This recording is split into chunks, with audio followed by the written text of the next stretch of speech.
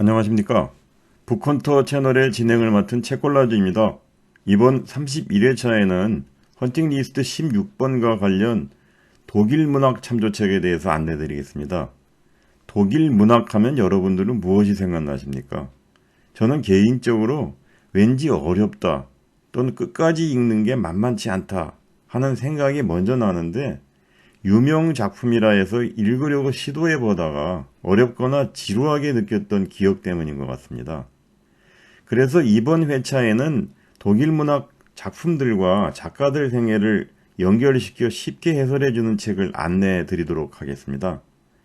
작품을 만들 당시 작가가 체험한 인식이나 또는 사회적 환경은 작품을 이해하는 데 도움이 될 걸로 기대합니다.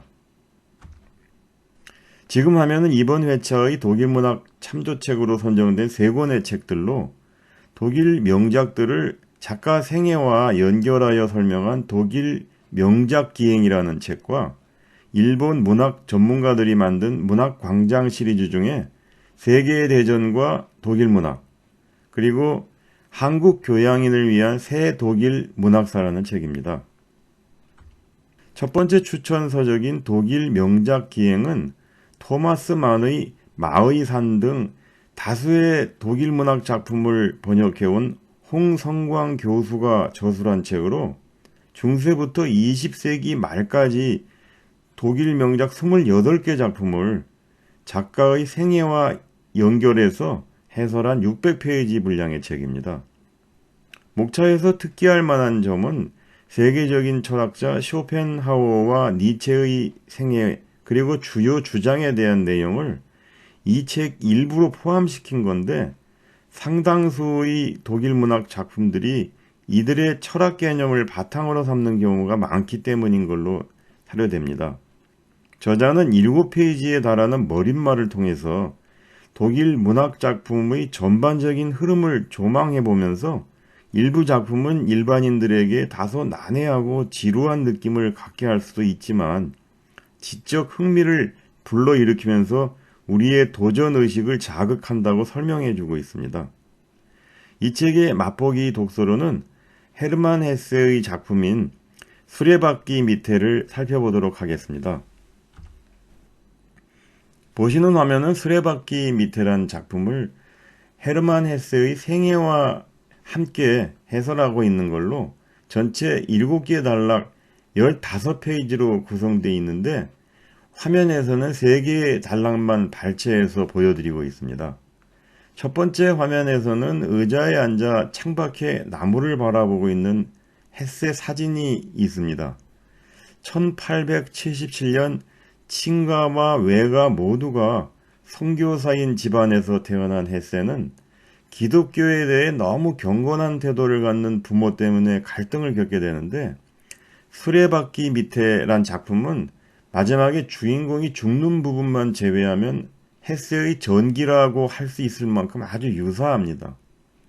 작품의 주인공처럼 헤세도 14살 때 미래를 보장받을 만큼 어려운 신학교 입학시험에 합격했으나 선생님과 동료들한테 따돌림 당하고 외톨이 생활을 하면서 죽음을 생각할 정도의 우울증까지 겪게 됩니다. 결국 학교를 그만두고 정신병원에서 기도요법 치료랑 장애아들의 기초 학습을 도와주면서 안정을 찾아 다른 학교에 들어가지만 학업에 흥미를 붙이지 못하고 무기력감에 시달리다 그만두고 서점 일을 하면서 작가가 되기 위해 많은 노력을 기울이게 됩니다. 수레바퀴 밑에는 헤세가 30살이 되는 1906년에 발표한 작품으로 자신의 경험을 되새기며 창의적이고 재능 있는 주인공이 규범과 명령, 과중한 학습으로 원초적인 생명력을 잃고 학교와 사회에서 낙오하면서 죽게 되는 과정을 보여주고 있다고 설명하고 있습니다. 두 번째 추천 서적인 세계의 대전과 독일 문학은 일본에서 전문가들이 공동 집필한 문학광장 시리즈 20권 중에 하나로 근현대 독일 문학을 24개의 주제로 해설한 230페이지 분량의 책입니다. 이 책의 맛보기 독서로는 하인리 벨의 카타리나 블룸의 잃어버린 명예에 대해서 살펴보도록 하겠습니다.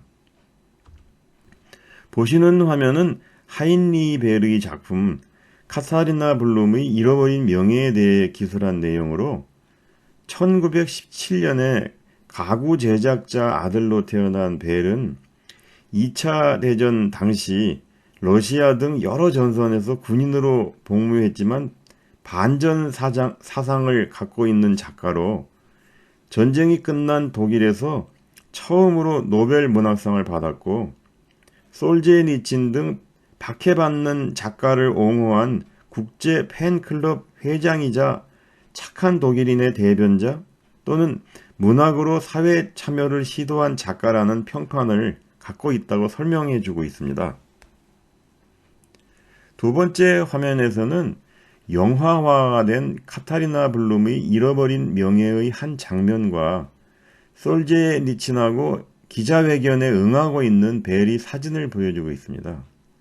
이 작품은 27살의 여자 주인공이 댄스 파티에서 우연히 만난 탈영병과 하룻밤을 지낸 후에 그의 옛 애인이자 공범으로 의심받게 되면서 벌어지는 사회 고발 소설이라고 할 수 있습니다. 작품 속의 주인공은 거짓말을 섞어 집요하게 선동적인 기사를 써온 기자와 단독 인터뷰에 응하지만은 인터뷰 전에 섹스를 요구하자 총으로 그를 죽인다는 내용인데요. 당시 사회적인 논쟁이 일어날 정도로 중량감을 갖고 있었다고 설명해주고 있습니다.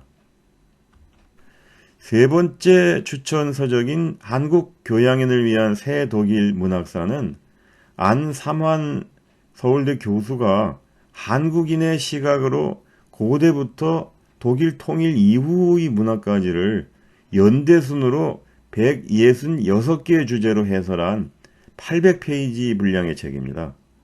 저자가 책 제목을 새 독일 문학사라고 강조한 이유는 기존까지 우리나라에 소개된 독일 문학사들이 대부분 일본에서 공부한 분들의 시각에서 저술돼 있어 보다 자주적인 입장에서 독일 문학의 흐름을 파악해서 저술했다는 의미로 받아들이시면 될 것 같습니다. 이 책의 목차에서 보시는 것처럼 우리의 눈높이에 맞춰서 22개의 장으로 독일 문학 전체를 연대별로 작품, 작가를 이렇게 연결지어서 설명하고 있기 때문에 원 작품을 읽다가 이해가 어려워지는 부분이 생기면 언제든 찾아볼 수 있는 문학 사전으로서의 역할을 충분히 감당할 수 있을 것이라고 기대가 됩니다. 이 책의 맛보기 독서로는 독일 통일 이후의 문학 중에 2009년에 노벨 문학상을 수상한 루마니아 태생의 독일 여류 작가 헤르타 밀러에 대해서 살펴보도록 하겠습니다. 보시는 화면에서 헤르타 밀러 사진을 볼 수 있는데 헤르타 밀러는 정치적인 침묵을 강요한 루마니아의 차우세스쿠 치하에서 루마니아 안에 있는 독일인 거주지에서 태어나 유년 시절을 보내게 됩니다. 그 후 트랙터 공장에서 통역사로 일하던 중에 루마니아 정보기관으로부터 정보원으로 일해달라는 요청을 거부하게 돼서 직장까지 잃게 됩니다. 그럼에도 불구하고 주위 사람들로부터 정보원으로 의심받는 처지가 되자 그녀 나이 35살이 되던 1987년에 독일로 망명해서 베를린으로 이주하게 됩니다. 헤르타 밀러의 대표적인 작품 숨근해는 루마니아가 나치에 동조했던 대가로 루마니아에 거주했던 8만 명의 독일인들이 소련의 강제 노역장으로 끌려갔던 사실을 작품화한 것으로 자신의 어머니가 겪은 실제 경험의 바탕을 두고 중노동하고 모욕감에 시달리는 사람들의 한계 상황을 묘사하고 있습니다. 저자는 그녀 작품을 읽으면 어딘지 모르게 불만이 느껴져서 결국 스스로 상상력을 동원해서 텍스트를 마저 읽음으로써 이해에 도달하게 된다라고 설명하면서 헤르타 밀러 작품의 특징을 설명하고 있습니다. 이상 독일 문학 참조책으로 독일 명작 기행과 문학의 광장 시리즈 중에 세계대전과 독일 문학, 그리고 새 독일 문학사 등 3권의 책에 대해서 안내드렸습니다. 구독, 좋아요로 북헌터 채널에 대한 계속적인 지지를 부탁드리며 다음 32회차에도 헌팅리스트 16번과 관련 러시아 문학책에 대해서 안내드리도록 하겠습니다. 감사합니다.